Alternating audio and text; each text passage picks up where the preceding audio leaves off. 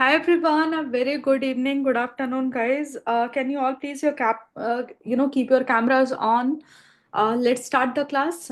Big day for us, 3 hour session. I am hoping that I would be able to complete your chapter 7 and chapter 8 in this class. Let's try it out.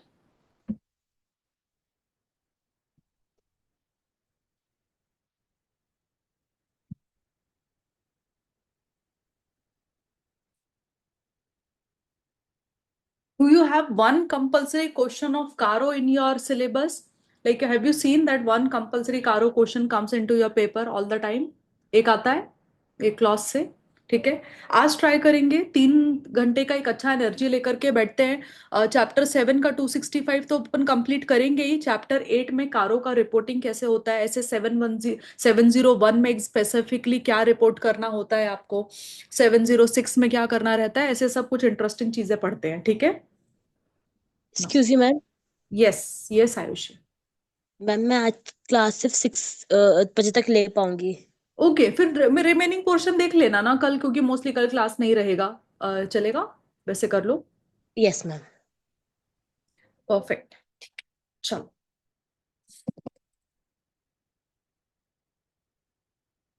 I saw a name called as Dinesh Paul joined this meeting थोड़ी देर पहले, और फिर वो ID से जो joining हुआ था they left immediately. So I don't know how our class links are going outside the group. मैं कहीं पर नहीं शेयर करती हूँ. ये जूम लिंक सिर्फ पेड वाले बच्चों के लिए रहता है. रिकॉर्डेड सेशन ही मेरा यूट्यूब पे जाता है. Right, the people who are paying money to attend my classes, they also get the opportunity to speak in the class, right? They are also get the opportunity to read the questions. They also get to interact in the class. वो YouTube पे नहीं होता है वो चीजें. So I don't know how these links are going outside, but please थोड़ा careful रहो कि गलती से आपसे कोई लिंक कहीं पर कॉपी पेस्ट नहीं होना चाहिए. I am not blaming anyone. मुझे खुद जितना फ्री रिसोर्स प्रोवाइड करना रहता है मैं वो करती रहती हूँ. आपने देखा होगा अभी तक कि लाइक आई डोंट, उसमें मैंने कोई कंजूसी नहीं की है. बट आई डोंट वांट वो पेड अनपेड बच्चों के बीच में वो अनफेयरनेस नहीं लेकर के आना है मुझे. चलो, अभी आज अच्छा दिन है, अच्छे मूड से स्टार्ट करते हैं.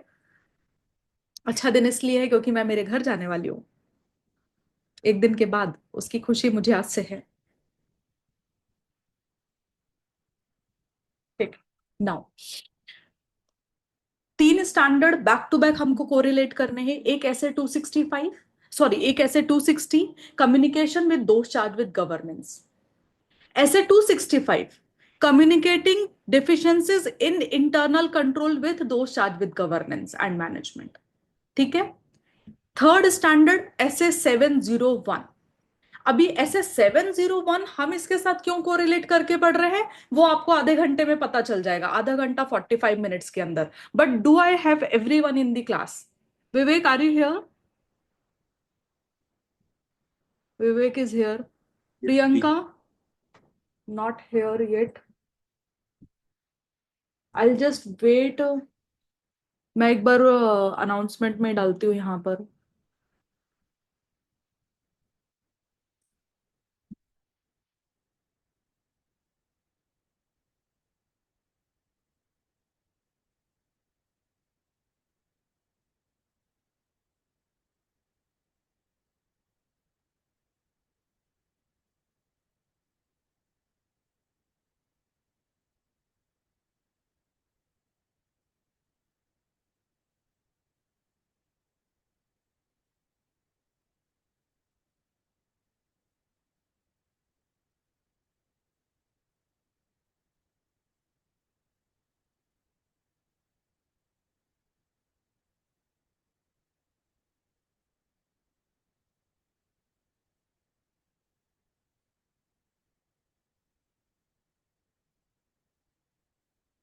चलो, लेट्स स्टार्ट. मुझे 265, आपके पास जो भी मटेरियल है आप उसमें एक स्टैंडर्ड ओपन करेंगे, दैट इज ऐसे 265. ठीक है. अभी हमने क्या बोला कि अभी तक, कल तक whatever we studied, we told, we like we said ourselves कि during the audit any significant findings we have, जिसमें we will have certain views about the entities, accounting aspects, like accounting की qualitative aspects के बारे में हम TCWG को बताएंगे।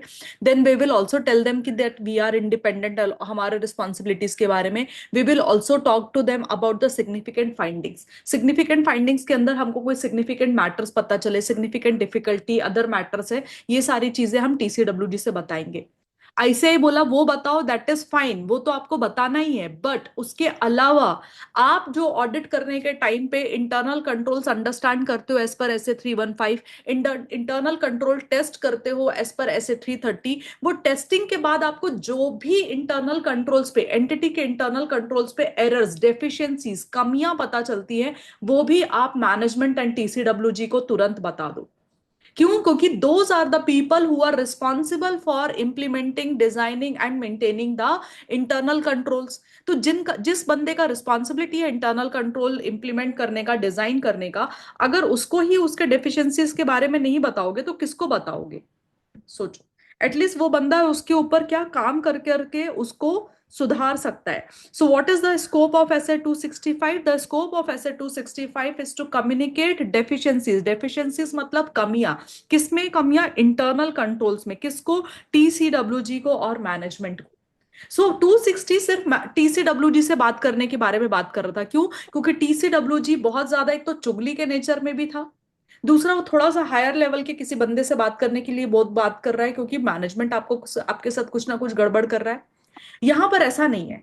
यहां पर आपको मालूम है कि इंटरनल कंट्रोल को डिजाइन, इंप्लीमेंट एंड मेंटेन करने का काम मैनेजमेंट का होता है, विथ ओवरसाइट ऑफ टीसीडब्ल्यू जी।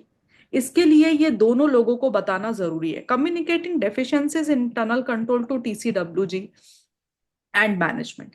ठीक है, it deals with auditors responsibility to communicate the deficiencies in internal control जो आपको ऑडिट के दौरान आइडेंटिफाई हुए। Are we all clear on the scope of SA 265 guys? मैं अभी क्वेश्चंस करने के टाइम पे मैं क्लास लगाऊंगी, ठीक है? आप एकदम एक्टिव रहने का। ऑब्जेक्टिव क्या होता है एज एन ऑडिटर?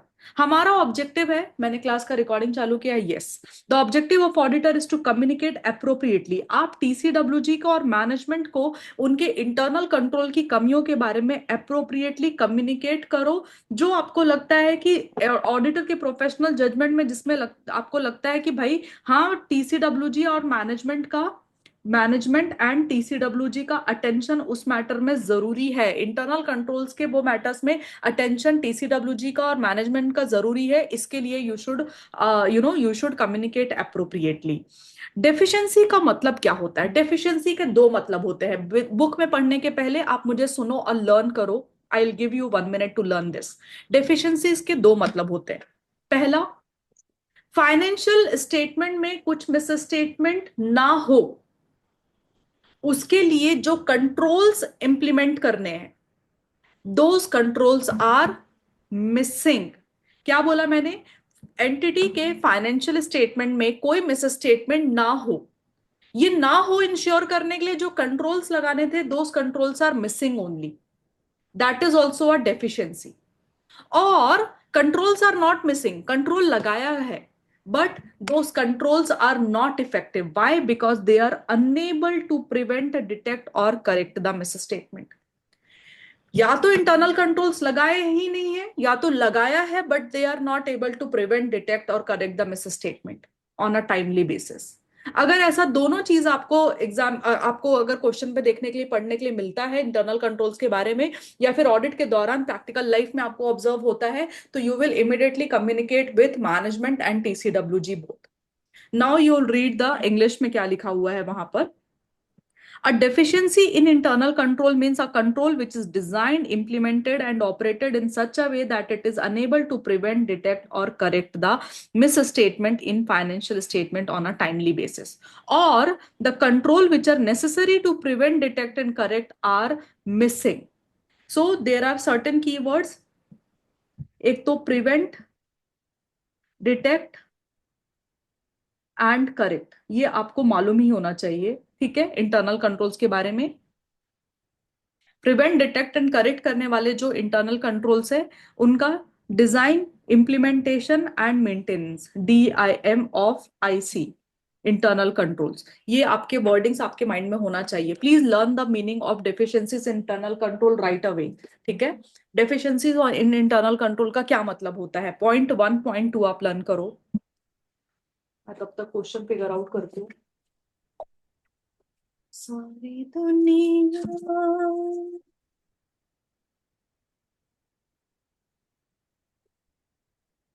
अनफॉर्चुनेटली ऐसे 265 का क्वेश्चन है नहीं अपने पास बुक में।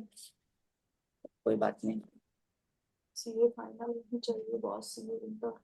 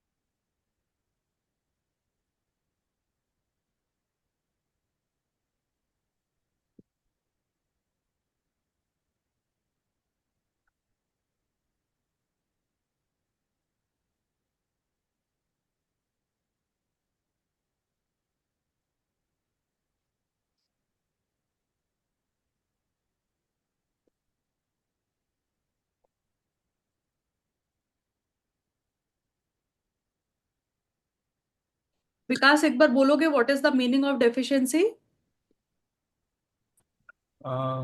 डेफिशिएंसी मतलब अगर इंटरनल कंट्रोल जो प्रिवेंट और डिटेक्ट करने के लिए लगाया है वो मिसिंग ही है टोटली, या फिर वो प्रिवेंट और डिटेक्ट नहीं कर पा रहा क्या है। नहीं प्रिवेंट एंड डिटेक्ट कर पा रहे हैं? कोई भी क्या बोलते हैं, miss statement in statement. Financial नहीं, स्टेटमेंट। फाइन। हाँ, फाइन। परफेक्ट, ठीक है। नाउ सिग्निफिकेंट डेफिशिएंसी क्या है? सो डेफिशिएंसी आपको आपको समझ में आ गया, बट हर छोटी छोटी गलतियों के लिए तो आप मैनेजमेंट TCWG के पास तुरंत नहीं जा सकते। You have to figure it out कि out of those deficiencies which are the significant deficiencies. So significant deficiency कब बोलोगे? कि जब आपको लगेगा कि यार वो ऑडिटर के मतलब आपके प्रोफेशनल जजमेंट में वो क्या है, TCWG का और मैनेजमेंट का अटेंशन गेन करने के लायक है, they are merit to attention of TCWG। तब आप उसको बोलोगे कि वो डेफिशिएंसी बनेगी क्या, सिग्निफिकेंट डेफिशिएंसी। ठीक है, आगे इसके अंदर आप पढ़ेंगे अ सिग्निफिकेंट डेफिशिएंसी। आपके पास जो बुक है आप वो रेफर करें, मैटर हर जगह। मैंने ये मैटर एज अ टीज ICI के मटेरियल से लिया हुआ है, everyone does the same thing. मुझे सब, आपके पास जो बुक है वो चलेगा। ठीक है, a significance of a deficiency और combination of deficiencies in internal control depends not only on whether a misstatement has actually occurred but also on likelihood that misstatement could occur. जरूरी नहीं है कि गलती हो ही जाए तो ही आप बोलो कि भाई वो सिग्निफिकेंट है, TCWG से बात करेंगे। No no no no no no. अगर आपको ऐसा लगता है कि इंटरनल कंट्रोल में वीकनेस है जिसकी वजह से भविष्य में, फ्यूचर में फाइनेंशियल स्टेटमेंट में कोई ना कोई राड़ा हो सकता है, तो भी आपको मैनेजमेंट TCWG को बताना पड़ेगा। क्या बोला मैंने? जरूरी नहीं है that misstatement has already occurred. अगर उसका लाइकलीहुड भी है, चांसेस भी है कि फ्यूचर में हो सकता है, potential magnitude in of misstatement है, तो भी it will become significant deficiencies. Significant deficiency में therefore exist even though the auditor has not identified misstatement. So जरूरी नहीं है आपको गलतियां मिले तो ही डेफिशिएंसी आप बोलोगे एग्जिस्ट करती है, आपको गलतियां नहीं मिले तो भी डेफिशिएंसी एग्जिस्ट कर सकती है। This is just a general knowledge about significant deficiency. Are we all clear on this concept? Exam में सवाल क्या आएगा? एग्जाम में यही सवाल आएगा जो आपके पास नीचे लिखा हुआ है, ये पॉइंट वाइज। ठीक है, कैसे क्वेश्चन बनाएंगे वो आपको Example of matter that the auditor may consider in determining whether a deficiency or combination of deficiencies in internal control constitutes a significant deficiency. Take out a piece of paper, your notebook, and please write this. आपको लिखना है अभी मेरे साथ में class में, like whatever material you have, आपको writing करना है. क्वेश्चन क्या आएगा? क्वेश्चन में यही वर्डिंग्स आपको मिलेंगे. Give example of matter. Give example of matter that auditor may consider in determining whether a deficiency or combination of deficiency in internal control constitute a significant deficiency. And इसके अंदर एक कमाल की बात है कि देर is another question, layered question है. जैसे याद है वो आपको सिग्निफिकेंट डेफिशिएंसी, वो सिग्निफिकेंट फाइंडिंग वाला बताया था मैंने आपको कि एक ही क्वेश्चन का सीए फाइनल में उसके अंदर दो और क्वेश्चन पढ़ने पड़ेंगे. यहां पर तो आपके पास है. .6 इंपॉर्टेंस ऑफ कंट्रोल खुद में एक क्वेश्चन बन सकता है 4 to 5 मार्क्स का. This portion separate HQ mark करो इसको. ठीक है. तो आपको क्या बोल रहा है कि मुझे कुछ मैटर्स का एग्जाम्पल दो जिससे एज एन ऑडिटर आप कंसिडर कर सकते हो किसी डेफिशिएंसी को कि वो डेफिशिएंसी सिग्निफिकेंट डेफिशिएंसी कॉन्स्टिट्यूट हो सकती है, सिग्निफिकेंट डेफिशिएंसी बोली जा सकती है. ठीक है. आंसर मत लिखना, लेट मी एक्सप्लेन, नहीं तो फिर आपका पूरा ध्यान सिर्फ लिखने में जाएगा. I just want you to write the question.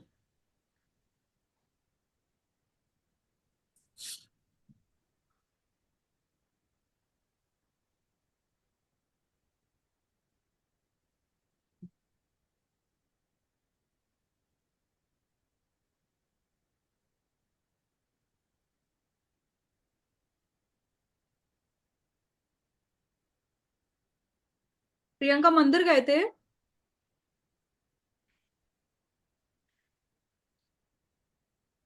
You just came क्या?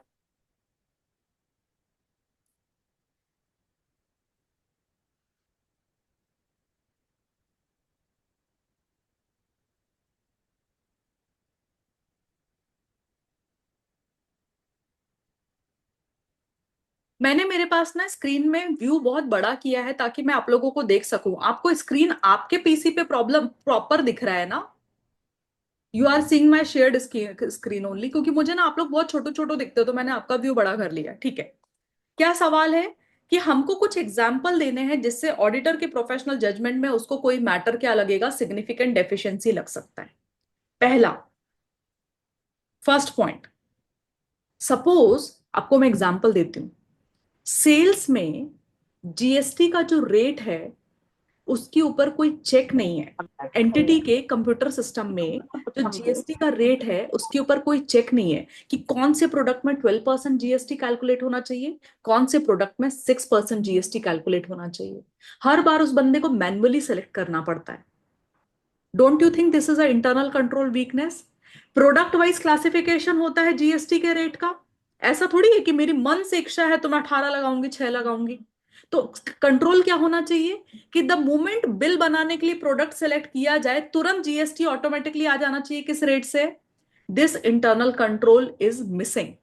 और अगर है तो वो काम नहीं कर रहा है. अब मुझे बताओ, सेल्स के क्या लिमिटेड ट्रांजैक्शन होते हैं क्या? हर हर महीने में 5 ट्रांजैक्शन, 10 ट्रांजैक्शन ऐसा होता है क्या सेल्स? नहीं. It is a volume activity. और जहां पर भी जो ट्रांजैक्शन वॉल्यूमनेस होता है वहां पर तो भाई रिस्क एक्सपोजर बढ़ जाएगा ना, क्योंकि एक गलती अगर नहीं सुधारी गई तो ऐसी कितनी गलतियां निकलेंगी सेल्स में, हिसाब ही नहीं है उस चीज का. That is why don't you think ये जो इंटरनल कंट्रोल वीकनेस है ये सिग्निफिकेंट डेफिशिएंसी बन सकता है? Is this a right example? Are you able to link? मैंने क्या बोला? हमको उसको एग्जाम्पल बताने आईसीआई को कि कौन से मैटर को आप बोलोगे कि सिग्निफिकेंट डेफिशिएंसी है. तो हम बोलेंगे पहला जहां पर वॉल्यूम ऑफ ट्रांजेक्शन है, जो कि जहां पर उसको एक्सपोजर मिल चुका है इस चीज का कि इंटरनल कंट्रोल में एक गड़बड़ हुई तो सारे ट्रांजेक्शन धड़ धड़ धड़ धड़ करके गलत हो जाएंगे. The first point is volume of activity. Volume of activity that has occurred exposed to deficiency. Example, sales GST rate. Example भी आप लिखना यहां पर, sales GST rate.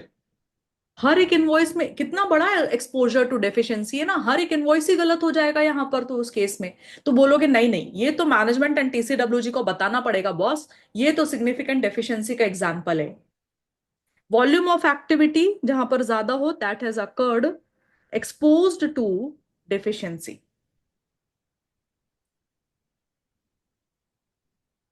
Second, likelihood, chances of deficiency leading to material misstatement in financial statement।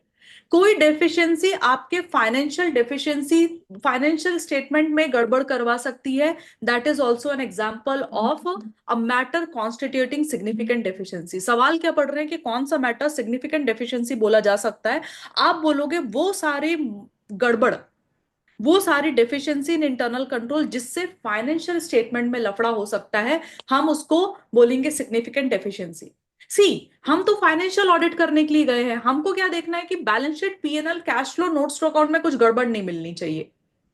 तो suppose entity के कार designing में कुछ कंट्रोल वीकनेस है, क्या बोला, एंटिटी कार मैन्युफैक्चरर है, उसका आर&डी डिपार्टमेंट से आपको पता चला कि उनकी कार डिजाइनिंग करने के सॉफ्टवेयर में कोई मैन्युफैक्चरिंग डिफेक्ट है, कोई डिफेक्ट है कार डिजाइनिंग के उसमें सॉफ्टवेयर में। डू यू रियली थिंक वो हमारे फाइनेंशियल स्टेटमेंट को डायरेक्टली कुछ इंपैक्ट कर रहा है? No ma'am. तो डू यू रियली थिंक कि आपको उस कॉन्वर्सेशन में इन्वॉल्व होने की जरूरत है मैनेजमेंट टीसीडब्ल्यूजी के साथ में? हमारा क्या लेना देना है? हम वहां पर फाइनेंशियल रिपोर्टिंग से रिलेटेड इंटरनल कंट्रोल चेक करने के लिए गए हैं, उनकी कार मैन्युफैक्चरिंग के डिजाइन को थोड़ी उसके लिए तो इंजीनियर्स होंगे ना वहां पर क्वालिटी ऑडिट के लिए, हमको क्या करना है उसका? So that is point two. अगर आपको देखना है कि वो मिस स्टेटमेंट फाइनेंशियल स्टेटमेंट में राड़ा कर सकती है क्या, तो यस, देन वो it will become significant deficiency. What is the next point?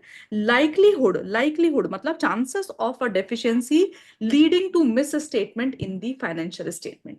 अगर वो फाइनेंशियल स्टेटमेंट में लफड़ा नहीं कर रही है तो हमको टीसीडब्ल्यूजी को बताने की कोई जरूरत नहीं है, वो हमारा कुछ काम नहीं है वहां पर, राइट? आपको ऐसी कोई डेफिशिएंसी मिली जिसकी वजह से आपको लगता है एंटिटी को भयंकर लॉस हो सकता है, या तो एंटिटी के साथ में फ्रॉड हो सकता है। अगर एंटिटी ने ये बराबर चेक नहीं किया, जैसे आपको सिंपल सा फ्रॉड में का तरीका बताती हूं, अगर फैक्ट्री के गेट में अगर स्टाफ चेक मतलब स्टाफ के मूवमेंट का चेकिंग नहीं हो रहा है, सबसे बड़ा इन्वेंट्री का फ्रॉड वहीं पर हो सकता है। अगर सपोज मुझे पता चला मैं एक ऐसी जगह पर ऑडिट कर रही हूं, मैं ऐसी एक लाइक शॉप का ऑडिट कर रही हूं जो ज्वेलरी में ट्रेड करता है, एक्सपेंसिव प्रीशियस मेटल्स में ट्रेड करते हैं, और अगर मेरे मन में चोर निकला, तो डोंट यू थिंक मैं ऑडिट करते करते अपने लैपटॉप बैग में एक आध डायमंड तो लग रख के ला सकती हूँ वहां से, थोड़ा शातिर दिमाग लगा के? एंड अगर सिक्योरिटी गेट पे मेरा मेटल डिटेक्टर जो मशीन होता है उससे चेकिंग नहीं हुआ, तो वो तो फ्रॉड हो जाएगा एंटिटी के साथ में, और एंटिटी शक भी नहीं करेगी ना, ऑडिटर चोरी करके लेके जाएगा ऐसा कौन सोचता है? Yes, susceptibility to a loss of fraud will also become a matter of significant deficiency। सवाल बार बार भूलना नहीं है, कौन सा मैटर है which will constitute to significant deficiency? पहला, जहां पर वॉल्यूम ऑफ एक्टिविटी ज्यादा है which is exposed to deficiency। Second, any likelihood of that deficiency constituting a misstatement in financial statement, and third, susceptibility to loss of fraud। आपको लग रहा है अगर ये डेफिशिएंसी ठीक नहीं की गई तो एंटिटी के साथ कुछ मेजर फ्रॉड हो सकता है या एंटिटी को लॉस हो सकता है। Fourth, financial statement amount exposed to deficiency. क्या बोला मैंने? Financial statement amounts exposed to deficiency. आपको एंटिटी के डेप्रिसिएशन कैलकुलेशन में लाइफ ऑफ असेट का जो इनपुट है वही इनकरेक्ट दिख रहा है। आपने क्लाइंट को बोला एक काम कर बॉस, मुझे तेरा ना डेप्रिसिएशन का शेड्यूल दिखा, आपने उसने शेड्यूल दिखाया। आपने कंपनीज एक्ट का शेड्यूल 2 ओपन किया, कंपनीज एक्ट के शेड्यूल 2 में यू नो ना लाइफ ऑफ असेट दिया रहता है, लाइफ ऑफ असेट जितना लेना है वो कंपनीज एक्ट के शेड्यूल 2 में ऑलरेडी गिवन होता है। आपको वहां पर लाइफ कुछ और दिख रहा है, एंटिटी के शेड्यूल में लाइफ ऑफ असेट कुछ और दिख रहा है। आपको नहीं लगता है वो उसका डेप्रिसिएशन का कैलकुलेशन गलत होगा?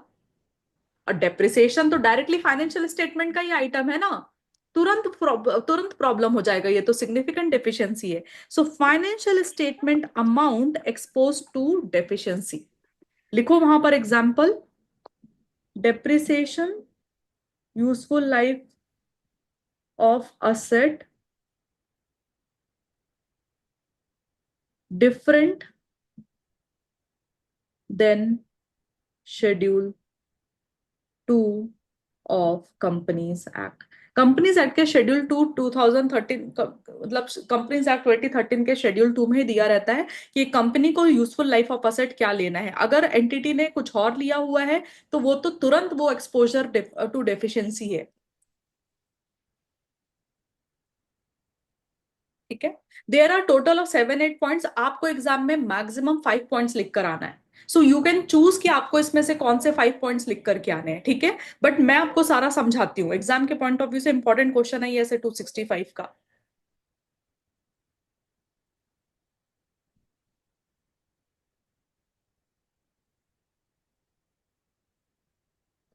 मैम, बोलो ना। लाइक्लीहुड वाले में आपने एग्जांपल दी थी। likelihood of deficiency leading to material misstatement in the financial statement, मैंने कुछ एग्जांपल दिया था क्या likelihood का?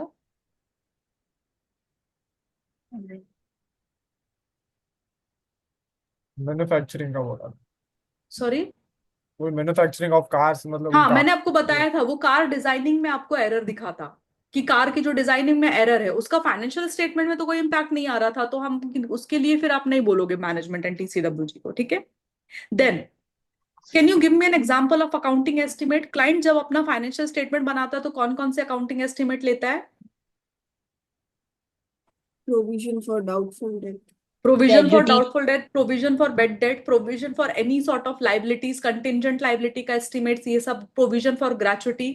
राइट। कभी कभी इन्वेस्टमेंट का भी फेयर वैल्यू एस्टिमेट लेना पड़ता है। इन्वेंट्री फिनिश गुड्स में वो लेता है ना कॉस्ट और NRV which ever is lower. NRV क्या है? अकाउंटिंग एस्टिमेट ही है। Yes.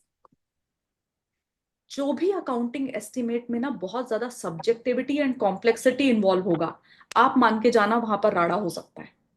That is also a significant deficiency. Any accounting estimates, okay Ghanshyam, no problem. Any accounting आप ना फिर रिकॉर्डेड से कवर कर लेना, अभी दूसरा सब्जेक्ट पढ़ लो। एनी अकाउंटिंग एस्टिमेट जिसको कैलकुलेट करने में क्या इन्वॉल्व होता है? Subjectivity and complexity. दैट में also lead to significant deficiency अगर उसके ऊपर कंट्रोल नहीं रखा गया तो। 7th पॉइंट पर आओ। 6 पॉइंट अभी के लिए छोड़ेंगे 6 पॉइंट का, क्योंकि खुद का अपना क्वेश्चन बनता है, तो 6 पॉइंट बाद में पढ़ेंगे। 7 पॉइंट, आपको लग रहा है यार ये बार बार मिस स्टेटमेंट क्यों मिल रहा है? मतलब लास्ट ईयर गए थे तो भी ये जीएसटी याद है, एग्जाम्पल 1 में वो सेल्स का जीएसटी रेट का प्रॉब्लम आपने बताया था। लास्ट ईयर भी आप मैनेजमेंट को बता कर आए, मैनेजमेंट ने ठीक नहीं किया। इस साल वापस आप मैनेजमेंट को ये गलतियां बता रहे हो, तो आप बोलोगे ना यार ये मैनेजमेंट ठीक ही नहीं कर रहा है। The frequency of that exception is very high and the cause is कि मैनेजमेंट उसको ठीक ही नहीं कर रहा है उसके सिस्टम में। The cause and frequency of exception detected also becomes the reason why a deficiency is called a significant deficiency. हो सकता है पिछले साल आपने मैनेजमेंट को बताया हो, मैनेजमेंट ने बोला यस यस मैं करेक्ट कर दूंगा। This year they didn't do it, so you will be like यार ये तो बार फ्रीक्वेंटली हो रहा है, ये तो this is now significant deficiency. Yes. ठीक है। लास्ट वाला पॉइंट जो है इसको बैलेंसिंग फिगर करके आप छोड़ोगे, यहां इसको याद करने की कोशिश मत करो। ठीक है। ये कंफ्यूजिंग पॉइंट लगेगा आपको जब तक आप ऐसे थोड़ा फाइनल्स में नहीं जाते। नाउ मैंने आपको क्या बोला, आप क्या क्या याद रखोगे, कैसे कौन से मैटर होते हैं जो सिग्निफिकेंट डेफिशिएंसी बनते हैं? Example of matter. हाँ, एग्जाम में ये एग्जाम्पल ऑफ मैटर कीवर्ड आएगा। पहला, जहां पर भी वॉल्यूम ऑफ एक्टिविटी ज्यादा है which are expose to deficiency. दूसरा, the likelihood of a deficiency leading to a misstatement, जो कार डिजाइनिंग वाला मैंने आपको एग्जांपल दिया था। जहां पर भी susceptibility of loss of fraud आपको दिख रहा है। जहां पर भी फाइनेंशियल अमाउंट ही जो है वो फाइनेंशियल स्टेटमेंट जो अमाउंट है वही एक्सपोज टू डेफिशिएंसी है। जहां पर भी अकाउंटिंग एस्टिमेट में क्या सब्जेक्टिविटी एंड कॉम्प्लेक्स इन्वॉल्व है। And the 7th point was the cause and frequency of a exception detected will tell कि भाई वो significant है या नहीं है। Now, अभी तक जितना आप ऑडिट मुझसे क्लास में पढ़कर आए हो या इन जनरल आपका जो ऑडिट का नॉलेज है, डोंट यू थिंक आपने बहुत सारे डिफरेंट डिफरेंट टाइप के कंट्रोल्स के बारे में पढ़ा था कि TCWG will oversee the process of financial reporting, management will design and implement the controls, management will also monitor the controls। ये सब क्या है? All of these are also general controls। ठीक है। सो एंटिटी ने, आपके क्लाइंट ने accounting policy select करने के टाइम पे they were not careful. Accounting policy select करने के टाइम पे दे शुड बी केयरफुल, नहीं तो फाइनेंशियल स्टेटमेंट में प्रॉब्लम हो सकता है। They were not careful, they did not applied any internal control. क्या बोला मैंने? आपके क्लाइंट ने accounting policy select and apply करने के टाइम पे कोई भी कंट्रोल नहीं दिखाया, या फिर आपके क्लाइंट ने रिलेटेड पार्टी के साथ में ट्रांजेक्शन करने के टाइम पे कोई भी कंट्रोल्स नहीं दिखाया, या तो ऐसे transaction which are outside the normal course of business उस टाइम पे भी उन्होंने कोई कंट्रोल्स नहीं दिखाया। ना ही आपका क्लाइंट को फ्रॉड के डिटेक्शन प्रिवेंशन से कोई फर्क पड़ता है, ना ही तो जनरली मैनेजमेंट का ओवरसाइट मिसिंग है। मतलब you are seeing everything is haywire in your client place. ना ही मैनेजमेंट इज, जनरल मॉनिटरिंग जो होता है ना बिजनेस का, वो भी मैनेजमेंट नहीं कर रही है। फ्रॉड डिटेक्शन से भी उनको कोई मतलब नहीं है। अकाउंटिंग पॉलिसी भी उन्होंने वो बीकॉम वाले बंदे के ऊपर डाल के रखा है। रिलेटेड पार्टी के ट्रांजेक्शन पे कोई कंट्रोल्स नहीं लगाया हुआ है कि आर्म्स लेंथ पे है नहीं है। नॉर्मल कोर्स ऑफ बिजनेस के बाहर जो ट्रांजेक्शन होते हैं उसको भी कोई अप्रूवल अप्रूवल सिस्टम नहीं है। You will be like what nonsense, these are the general monitoring controls ना, these are the operating controls, right? These are the related party operations related controls, selection of accounting policy, fraud related controls, ये सब कौन लगाएगा? Control over the period and, financial year and, during the year and जो accounting entries pass होती है adjustment entry, उसके ऊपर कोई कंट्रोल नहीं है। कोई भी आकर के कैसे भी एडजस्टमेंट एंट्री पास कर रहा है। If you see all these controls are missing, you will go and talk to management and TCWG about it, because this will become a significant deficiency in internal control. Guys, are you understanding? ये question क्या है, point six क्या बोलता है? Overall question is कि आप मुझे कुछ एग्जांपल दो कि कैसे एक मैटर जो है ऑडिटर के जजमेंट में सिग्निफिकेंट डेफिशिएंसी बन सकता है। तो उसका पॉइंट सिक्स बोलता है कि कंट्रोल्स क्यों लगाए जाते हैं, पहले आप वो देखो। If these controls are missing then you will be like no, I have to talk to management and TCWG because these controls are missing और not operating effectively. So this question deserve to become a separate question। Importance of control वाला याद रखना, या आप ऐसे 315 के point of view से answer मत करना। जैसे कंट्रोल्स देखा तो ऐसे बच्चे बावले हो जाते, oh my God SA 315 315, no, this is a question of SA 265।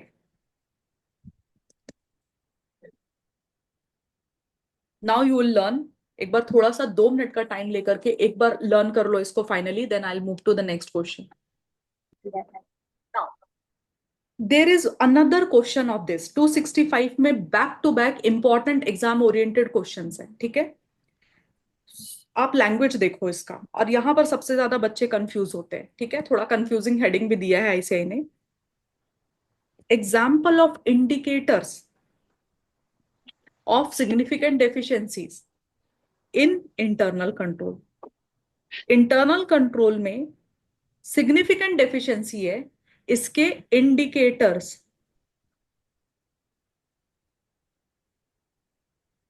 ठीक है, सो आप बोलोगे ऊपर के भी पॉइंट में भी हमको ये देख के पता चल रहा था कि कब कौन सा मैटर को सिग्निफिकेंट डेफिशिएंसी बोलेंगे, नीचे भी उसके एग्जांपल दिए हैं, यस। बट आप वर्डिंग्स पे ध्यान रखना, एग्जाम में अगर बोलेगा indicators of significant deficiency in internal control, so your answers should be these 7 points. And if they ask you the example of matter that the auditor may consider whether a deficiency or combination of deficiency constitute a significant deficiency, you will answer these 7 points. So both have 7 important points, यहाँ भी 7 important points, ठीक है? Indicators कैसे बोले जाएंगे? अगर आपके पास में एविडेंस है, प्रूफ है, किस चीज का प्रूफ है? If you have the evidence of ineffective aspects of control environment, can you tell me the elements of control environment? 7 elements of control environment.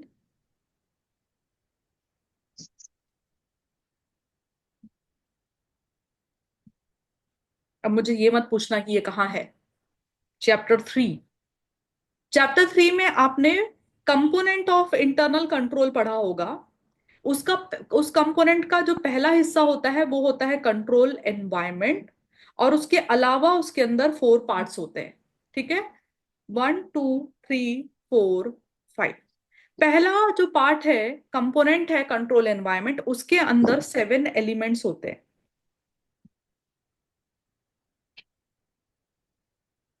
Yes, ma'am. Can you name them? सबसे पहला Communication and enforcement of integrity and ethical value. क्या? सबसे पहला वाला वो management philosophy वाला नहीं था क्या? An element of control environment. उसी लिस्ट में देखना, नीचे एक होगा मैनेजमेंट फिलोसफी वाला। Yes, ma'am, है मेरे डी पॉइंट है वो। नहीं नहीं, Yes, वो ma'am. पॉइंट्स ऊपर नीचे है, लेकिन कोई बात नहीं, पहले बताओ सबसे पहले क्या है वो point? Management Management philosophy and operating style. And operating style. Second, Ma'am, participation by TCWG. Participation By by TCW. TCWG. Ma'am, commitment to competence. Commitment of To competence. competence. हाँ, Communication and enforcement of integrity and ethical value.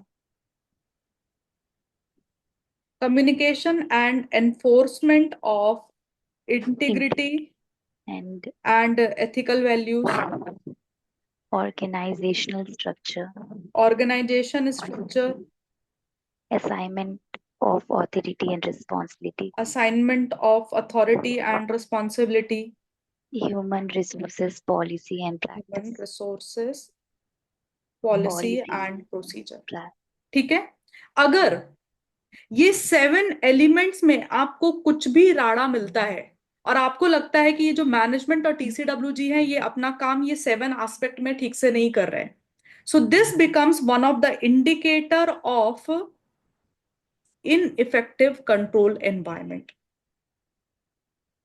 समझा आपको कैसे link किया?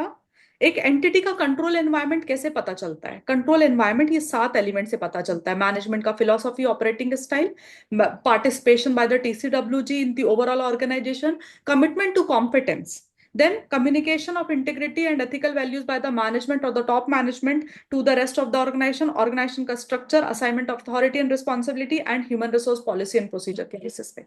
ठीक है, अगर आपको ये एस्पेक्ट्स में किसी भी जगह पर लग रहा है कि मैनेजमेंट अपने कंट्रोल्स प्रॉपरली ऑपरेट नहीं कर रहा है, तो आप आकर के बोलोगे कि boss this is a indicator of deficiencies in internal control. ठीक है, आपके बुक्स में वो टॉपिक को हाईलाइट करके रखना। पहले पॉइंट के अंदर में आपको क्या मिला? इंडिकेशन मिला। किस चीज का इंडिकेशन मिला? दैट जो मैनेजमेंट की सिग्निफिकेंट ट्रांजेक्शन हो रहा है ना, जहां पर management is financially interested, are not being scrutinized by TCWG. ऐसे ट्रांजेक्शन जहां पर मैनेजमेंट फाइनेंशियली इंटरेस्टेड है, टीसीडब्ल्यूजी उसको चेक ही नहीं कर रहा है, या फिर आपको पता चला मैनेजमेंट खुद ही फ्रॉड कर रहा है, या तो फिर जो पिछले साल आपने मैनेजमेंट को उसके इंटरनल कंट्रोल के डेफिशिएंसीज बताई थी, उसके ऊपर मैनेजमेंट कुछ कंट्रोल्स लगा ही नहीं रहा है, कोई एक्शन ही नहीं ले रहा है। 3 चीजें मैंने क्या बोली इनइफेक्टिव कंट्रोल एनवायरनमेंट का? पहला, मैनेजमेंट जिस जहां भी ट्रांजैक्शन में फाइनेंशियली इंटरेस्टेड है वहां पर टीसीडब्ल्यूजी स्क्रूटनाइज ही नहीं कर रहा है, या मैनेजमेंट खुद फ्रॉड में इन्वॉल्व है, या तो पिछले साल जो आपने डेफिशिएंसीज कम्युनिकेट की थी मैनेजमेंट को, उसके ऊपर मैनेजमेंट कोई रेमेडियल एक्शन नहीं ले रहा है। अगर ऐसे सिचुएशन हुए तो आप बोलोगे यार मैनेजमेंट का कंट्रोल एनवायरनमेंट एकदम ही बकवास है। दूसरा, can you tell me the second component of internal control? Priyanka, what is the second component of internal control? Chapter 3। Competence, ma'am. नहीं नहीं, second element of internal control है। Element of internal control, sorry, component of internal control. Control environment का topic खत्म हो गया, अभी हम second इस पे आ गए, second component of internal control.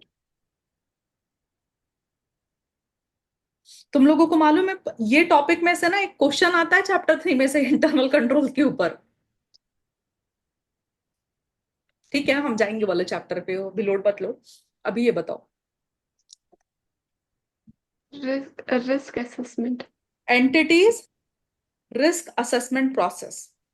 हमने बोला था कि जब हम एंटिटी का इंटरनल कंट्रोल समझेंगे तो पहले ये समझेंगे कि एंटिटी खुद रिस्क असेसमेंट कर रही है या नहीं कर रही है। जिसका बिजनेस है वो बंदा खुद तो रिस्क असेस करेगा या नहीं करेगा, राइट?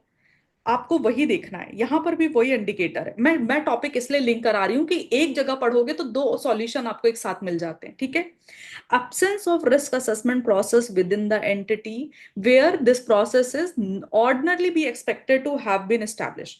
आप एक्सपेक्ट करते हो कि भाई एंटिटी को खुद रिस्क असेसमेंट करना चाहिए था, एंटिटी रिस्क असेसमेंट कर ही नहीं रही है। एंटिटी बोल रही है हमको मतलब नहीं है, आप ऑडिटर हो, आप देख लो, आपको फीस किस लिए दे रहे हैं। अरे ऐसा कैसा, ये तो आपका बिजनेस है ना।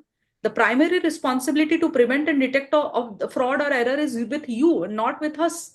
Yes, guys, यू बोले तो ऑडिटर, ठीक है। थर्ड, आपको एविडेंस मिला है कि एंटिटी का ये जो रिस्क असेसमेंट प्रोसेस है वो है बट इनइफेक्टिव है। Third, second and third point are linked. आपको प्रूफ मिला है कि एंटिटी रिस्क असेसमेंट कर रही है बट इनइफेक्टिवली कर रही है, या फिर आपको प्रूफ मिला है कि मैनेजमेंट को जो रिस्क आइडेंटिफाई हुए हैं उसके ऊपर मैनेजमेंट क्या कर रही है, रिस्पॉन्ड नहीं कर पा रही है, ineffective response. Again link point. Link point कैसा है, पॉइंट टू बोलता है रिस्क असेसमेंट प्रोसेस मिसिंग है, पॉइंट थ्री बोलता है रिस्क असेसमेंट प्रोसेस है लेकिन वो रिस्क आइडेंटिफाई नहीं कर पा रहा है, पॉइंट फोर बोलता है रिस्क आइडेंटिफाई हो गया है, उसके ऊपर कंट्रोल नहीं लगा पा रही है entity, no response, ineffective response. Evidence of ineffective response मतलब कंट्रोल सी मिसिंग है उस रिस्क के लिए। अगर आपको रिस्क पता चलता है कि भाई सेल्स के इनवॉइस में जीएसटी का वैल्यू गलत कैलकुलेट हो रहा बिकॉज ऑफ द परसेंटेज, तो आप कंट्रोल लगा के फिक्स करो ना। कंट्रोल सी नहीं लगा रहे हैं वो लोग, ये क्या फालतू बात है। नेक्स्ट, आपने कुछ ऐसी गलतियां पकड़ी हैं इंटरनल कंट्रोल्स की which is normally expected to be detected by the management procedure. आप बोल रहे हो यार मैं ऑडिटर है, मैं साल में एक बार आता है, अगर मैं वो गलतियां पकड़ सकता हूं तो तुम्हारा तो ये रोज का बिजनेस है ना, तुम पकड़ो ना। Miss statement detected by auditors procedure that were not prevented by the entities internal control. आपने वो गलतियां पकड़ ली, मैनेजमेंट नहीं पकड़ पाया, ये क्या नॉनसेंस है। तो ये again indicator of significant deficiency है। सिक्स्थ पॉइंट, मिस स्टेटमेंट से रिलेटेड जो भी डिस्क्लोजर रिक्वायरमेंट था, क्यों, कौन सा मिस स्टेटमेंट से related disclosure requirement, prior period के आइटम का। अगर आपको एंटिटी के करंट ईयर के पीएनएल में क्या दिखा, पिछले साल का कुछ ना कुछ error. Okay, let me reframe this. Have you studied accounting standard? Is there a accounting standard in which it says कि अगर पिछले साल का कुछ भी मिस स्टेटमेंट है, पिछले साल का कुछ भी मिस स्टेटमेंट है तो करंट ईयर में उसको रेक्टिफाई करो और करंट ईयर के पीएनएल में उसको प्रायर पीरियड आइटम की तरह शो करो। कौन सा अकाउंटिंग स्टैंडर्ड बोलता है ये, Yes, fine. AS5. AS5। Same point ये बोल रहा है कि अगर आपको AS5 के फुलफिलमेंट के करते चलते अगर एंटिटी के फाइनेंशियल स्टेटमेंट में कोई प्रायर पीरियड आइटम दिखा तो आप उसको बोलोगे ना कि भाई ये एंटिटी का इंटरनल कंट्रोल वीक ही है ना, तभी तो पिछले साल की गलतियां इस साल निकल के आ रही हैं। तुम लोग समझ रहे हो कि तुम कैसे मार रहे हो अपनी क्लाइंट की। अकाउंटिंग स्टैंडर्ड लगा के बोल रहे हो कि पिछले साल की गलतियां अगले साल सुधार लो, हम माफ कर देंगे। फिर ऑडिट करते हुए बोल रहे हो अरे पिछले साल की गलतियां इस साल निकाल रहे हो, एक काम सिग्निफिकेंट डेफिशिएंसी है, चलो रिपोर्ट करते हैं इसको। तो दोनों तरीके से वो फंस रहा है, ठीक है।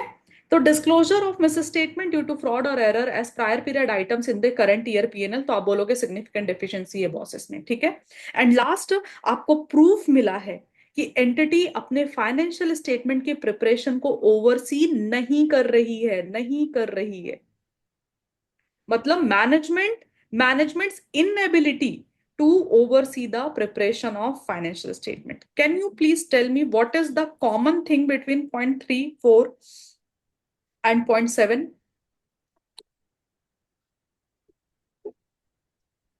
Sorry, point 1, 3, 4 and 7. 1, 3, 4 and 7, ये पॉइंट में क्या कॉमन है।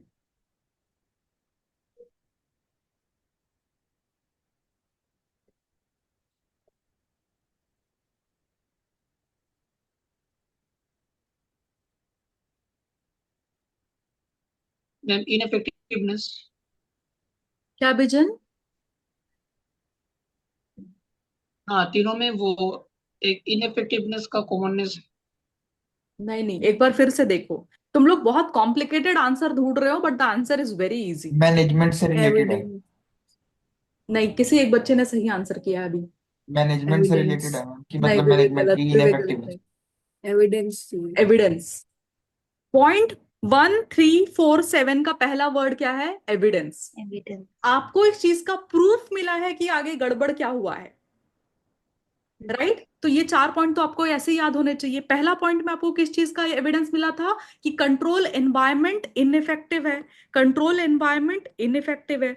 .3 में किस चीज का एविडेंस मिला था? कि एंटिटी का रिस्क असेसमेंट प्रोसेस इनइफेक्टिव है। .4 में आपको किस चीज का एविडेंस मिला था? कि जो सिग्निफिकेंट रिस्क मिले हैं उसको एंटिटी इनइफेक्टिवली रिस्पॉन्ड कर रही है। .7 में किस चीज का एविडेंस मिला था? कि management is unable to see oversee the preparation of financial statement. So control environment ineffective, ineffective risk assessment process, ineffective response to risk assessment process, sorry, ineffective response to identified risk, and inability to oversee the financial statement preparation. 4 point ये हो गए, उसके बाद बचा हुआ 3 point. एक, हम जो मिस स्टेटमेंट ढूंढ पा रहे हैं वो मैनेजमेंट का जो सिस्टम इंटरनल कंट्रोल का वो डिटेक्ट नहीं कर पा रहा है। दूसरा, रिस्क असेसमेंट प्रोसेस मिसिंग ही है, टोटली एब्सेंट है, एब्सेंट। ठीक है। एंड प्रायर पीरियड आइटम मिले इन करंट ईयर फाइनेंशियल स्टेटमेंट में। Please, I am pausing the recording, आप प्लीज लर्न करो ये वाला क्वेश्चन, एग्जाम के पॉइंट ऑफ व्यू से बहुत इंपॉर्टेंट है ये।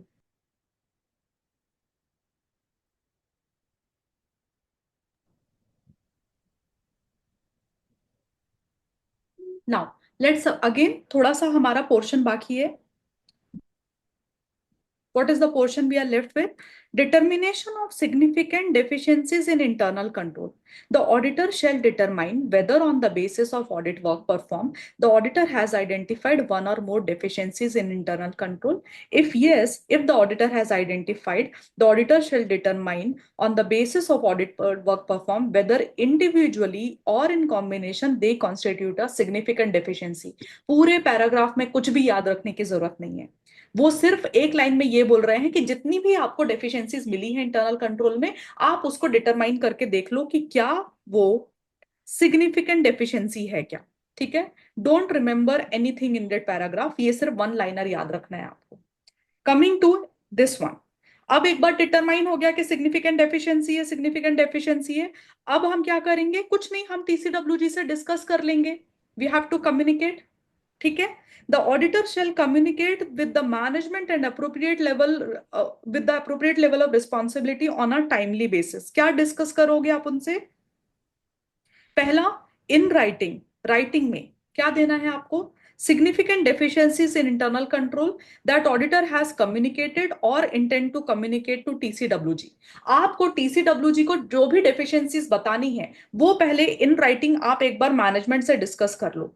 मैनेजमेंट में जो भी, unless it would be inappropriate to communicate directly with management in the circumstances. Now my question to Vikas is, second point में ऐसा क्यों बोल रहा है कि unless it would be inappropriate to communicate directly to management in the circumstances? मुझे logically सोच के बताओ, .1 का मतलब क्या है स्टार्टिंग? हाँ, मैनेजमेंट को फ्रॉड कर रही होगी इसलिए। Exactly exactly. अगर मैनेजमेंट ही फ्रॉड में इन्वॉल्व है तो मैनेजमेंट को बोल के होगा क्या? आपको टीसीडब्ल्यू, तुम लोग टू स्मार्ट यार, मुझे लगा कि मैं मस्त 2 मिनट वेट करूंगी, फिर तुम लोग सोचोगे, फिर आंसर करोगे। ऐसा कुछ होता ही नहीं है। ठीक है। सो सिंपल आंसर है कि भाई आपको टीसीडब्ल्यूजी को बताना है, बट उसके पहले आप मैनेजमेंट से डिस्कस कर लो जो भी मैटर आपको टीसीडब्ल्यूजी को बताना है। बट अगर आपको ऐसा लगता है कि मैनेजमेंट ने खुद ने ही इंटेंशनली ऐसा करा हुआ है, उनका फ्रॉड इंटेंशन था and all that, then in that case कृपया करके आप मैनेजमेंट को ये बात नहीं करोगे, आप सीधे जाओगे टीसीडब्ल्यूजी से बात करने के लिए। ठीक है। Now, any other deficiencies in internal control identified during the audit that have not been communicated to management by other parties and that in other auditors professional judgment are sufficient importance to merit the management attention. ऐसा हो सकता है कि कोई deficiency है जो significant नहीं है, it is not significant, but अगर आपको लगता है कि यार किसी ना किसी को तो बताना चाहिए कि ये गड़बड़ जो है ना मैनेजमेंट को नुकसान पहुंचा सकती है, देन यू डिसाइड कि आपको डिस्कस करना है उसके साथ। ठीक है। कुछ बहुत इंपॉर्टेंट नहीं है, सिर्फ याद रखो इस चीज में। सिर्फ इतना याद रखना है कि आपको significant deficiency and other deficiency जो बतानी है अभी याद रखो। You shall include in return communication of significant deficiency. क्या इंक्लूड करोगे? ये क्वेश्चन एग्जाम में आता है। हाँ, एग्जाम क्वेश्चन है ये। सीए फाइनल में भी देखा है कि जब मतलब कॉम्बिनेशन ऑफ क्वेश्चन आता है कि जब भी आप इंटरनल कंट्रोल डेफिशिएंसी बताओगे तो कैसे बताओगे राइटिंग में।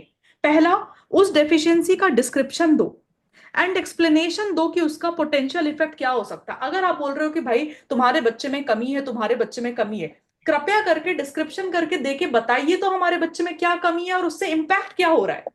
सिर्फ जस्ट हमारे बच्चे के बाल बड़े हैं तो डेफिशिएंसी आपको लग रही है, इसका आपको क्या इम्पैक्ट हो रहा है उससे। Are you understanding? If you complaining about someone you have to also tell ना कि वो बंदे का वो पर्टिकुलर कैरेक्टरिस्टिक आपको कैसे नुकसान पहुंचा रहा है।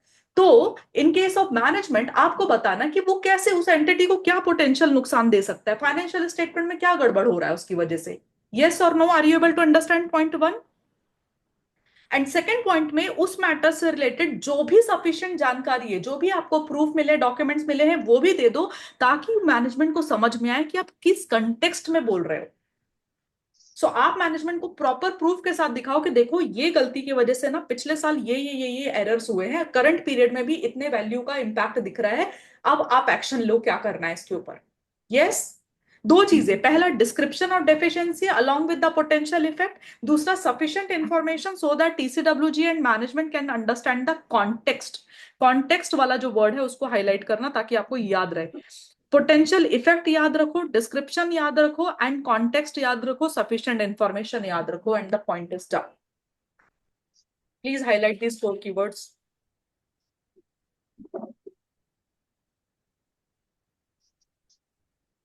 The last question of essay 265.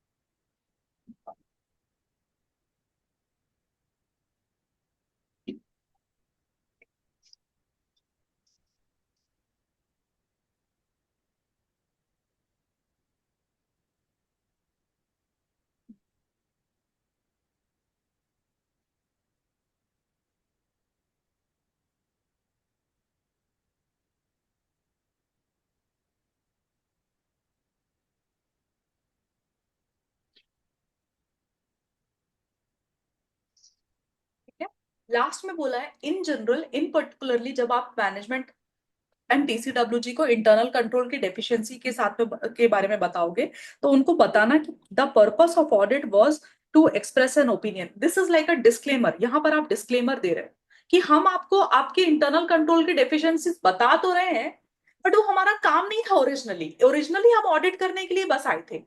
During our process of audit हमको ये सारे miss statements, sorry, internal control deficiencies दिखाई दी हैं जो हमको लगता है विच मेरिट योर अटेंशन, इसके लिए हम बता रहे हैं। बट हम इंटरनल ऑडिटर नहीं है, हम यहाँ पर आए नहीं थे आपके इंटरनल कंट्रोल्स की गलतियां निकालने। Is it right? आप तो फाइनेंशियल स्टेटमेंट को ऑडिट करने के लिए आए थे। During that process you identified certain misstatements, right? The audit included consideration of internal controls relevant for the preparation. Financial statement के प्रिपरेशन से रिलेटेड जो इंटरनल कंट्रोल्स थे सिर्फ हमने वही कंसीडर किया है। ठीक है? The matters being reported are limited to those deficiencies that auditor has identified during the audit and that the auditor has concluded are of sufficient information to merit these being reported to TCWG. हमको लगता है तीन चीजें। पहली बात, हमारा audit का purpose financial statement में ओपिनियन एक्सप्रेस करना था।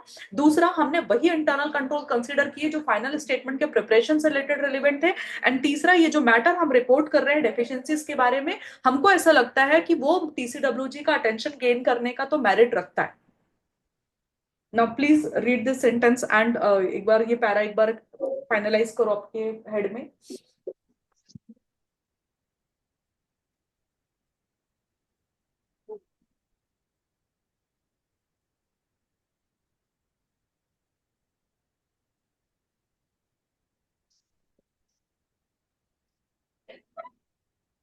मैम,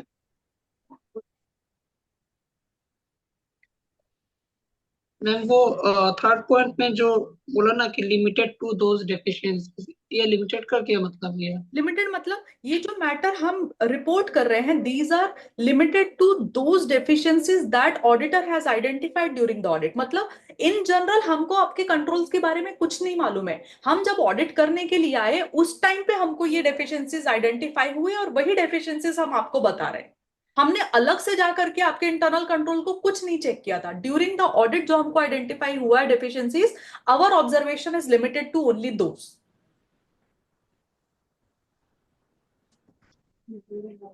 मैम इसका मतलब ऑडिटर ये बोल रहे हैं कि इसके अलावा और भी कोई डेफिशिएंसीज हो सकता है ना? एग्जैक्टली exactly, जो हम नहीं बता रहे हैं क्योंकि हमारे ऑडिट में हमको वो आइडेंटिफाई नहीं हुआ है। हाँ मैम, हमने जितना कि उसमें ये डेफिशिएंसी। You have such a huge bookshelf क्या vision, how much do you read? Ma'am ये एक्चुअली पापा का है। डैड का है क्या? मुझे लगा what does your dad do? Ma'am वो इनकम टैक्स कंसल्टेंट है। अरे घर का ही धंधा है बॉस। सब कुछ, सारा पैसा घर पे ही रहेगा विजन। वेरी गुड, गुड यार, गुड, आई हाँ am so ma'am. Happy you have a घर पे शॉर्ट लाइब्रेरी।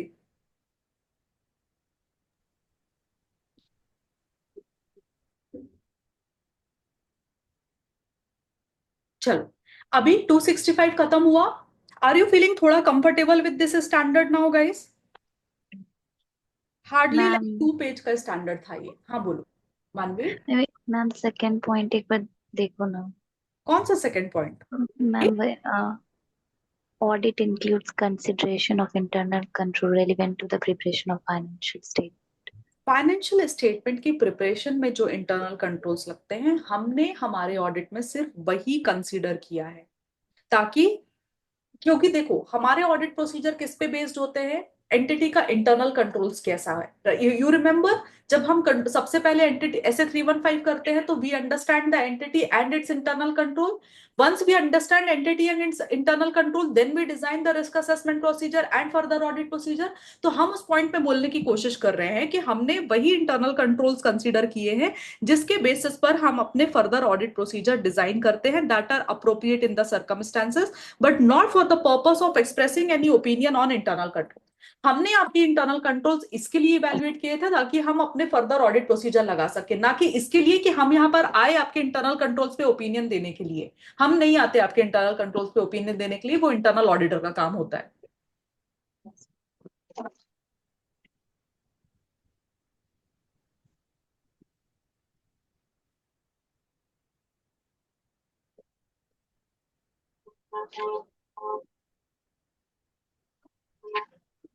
हाँ, anyone is saying anything?